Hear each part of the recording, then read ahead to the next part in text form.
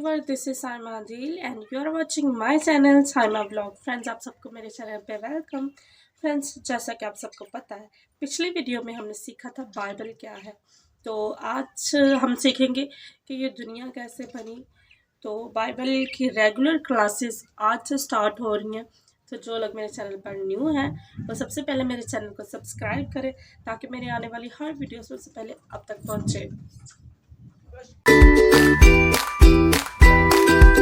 खुदा ने इब्तिदा में ज़मीन और आसमान को बनाया। हर जगह वीरान और सुनसान थी। हर जगह अंधेरा ही अंधेरा था और खुदा की रूह पानी की सतह पर जुम्बिश करती थी। खुदा ने रोशनी को देखा और कहा ये अच्छी है, और खुदा ने रोशनी को तारीकी से जुदा किया और रोशनी को दिन कहा और तारीकी को रात कहा। पहला दिन हुआ। खुदा ने कहा पानियों के दरमियान फिजा हो ताकि पानी पानी से जुदा हो। खुदा ने फिजा के ऊपर के पानी को फिजा के नीचे के पानी से जुदा किया और दरमियान में फिजा रखी।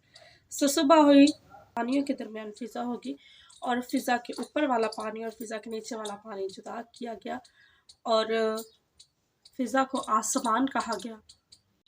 खुश्की को ज़मीन कहा और जो पानी जमा हो गया उसको समंदर कहा। और ज़मीन पर बहुत से घास, दरख्त, फल, बूटियाँ बहुत से अपनी जिन्स के मुआफिक ऐसे दरख्त लगाकर जो जिन्स के मुआफिक फल देंगे। व्यूअर्स, आज के लिए हम इतना ही सीखेंगे, बाकी हम सीखेंगे अपनी नेक्स्ट वीडियो में, क्योंकि ऐसे वीडियो बहुत लंबी हो रही थी। आपने अपने स्टूडेंट को सिखाना है तो स्टेप बाय स्टेप थोड़ा सिखाएं ताकि वो जल्दी पिक करें। मिलेंगे नेक्स्ट वीडियो में बाकी दिनों के बारे में सीखने के लिए कि बाकी चीज़ें खुदा ने कैसे कैसे बनाई।